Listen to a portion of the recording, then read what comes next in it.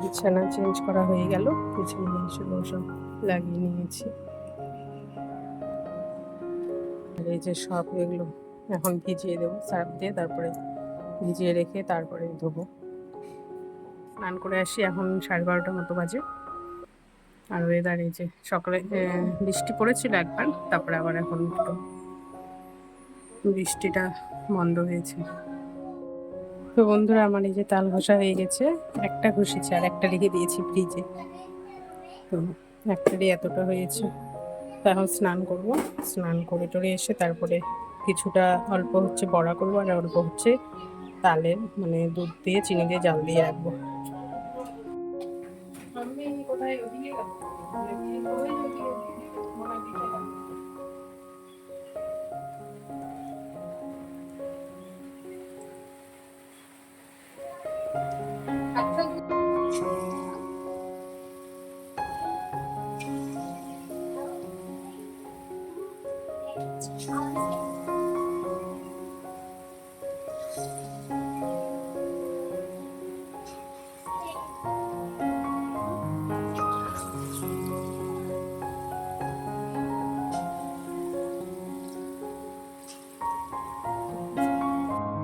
তো বন্ধুরা, এই যে আমার তালের বড়া হয়ে গেছে কমপ্লিট।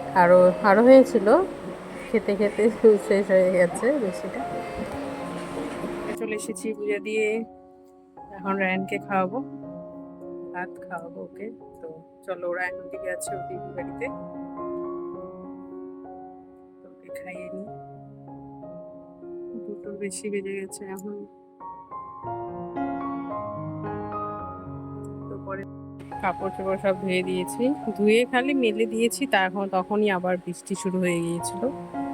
তো বাইরে বৃষ্টিটা মানে কিছুক্ষণ পরে আবার থেমে গেছে। তো বাইরে দুটো দিয়েছি, আর সব বারান্দা দিয়ে এই যে ফ্যান চালিয়ে রেখেছি যাতে শুকায় কাপড়গুলো। তো এগুলো সব এই যে মেলে দিয়েছি বারান্দায় ফ্যানের নিচে, আর ওই দুটো বাইরে আছে। তো এখন আবার বৃষ্টি সব বন্ধ হয়ে গেছে। যতবারই কাপড় দিব বাইরে মেলে ততবারই এই কয়দিন সেটাই হয়েছে, যতবার কাপড় দিয়েছি ততবারই বৃষ্টি, আবার উঠিয়ে নি কাপড়, একটু পরে বৃষ্টি শেষ। তো আজকে আর সেজন্য বের করে দিইনি, সব বলছি এখানেই থাক, এখানে ফ্যান দিয়ে রেখেছি, এখানেই শুকায়। এখন হচ্ছে সন্ধে হয়ে গেছে, আর কালকে চিড়ে নিয়ে এসেছিল, তো আজকে ভাবলাম চিড়ে দিয়ে পোহা বানাবো। তো সবকিছু আমি রেডি করে নিয়েছি পোহা বানানোর জন্য। ভিজিয়ে নিয়েছি, ধুয়ে নিয়েছি চিড়েটা, ধুয়ে ছড়িয়ে দিয়েছি। এখানে পেঁয়াজ, লঙ্কা, লেবু আর হচ্ছে বাদাম। তো চলো কী করে বানাই আমি দেখাই, তোমাদের সঙ্গে শেয়ার করি।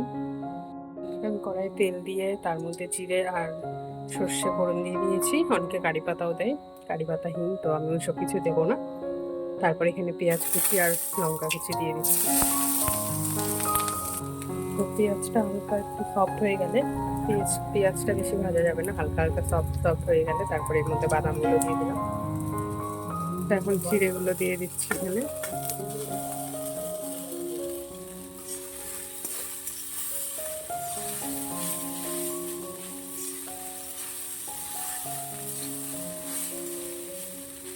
এর মধ্যে লবণ আর হলুদ দিয়ে দিয়েছি। তারপরে হালকা একটু ভাজা হলে লেবুর রস দিয়ে দেবো লাস্টে।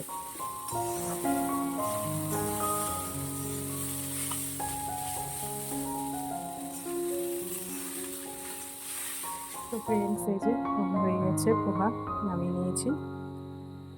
এর মধ্যে হচ্ছে চিনি অল্প ছিটিয়ে দিয়েছি, চিনি আর লাস্টে হচ্ছে লেবুর রস।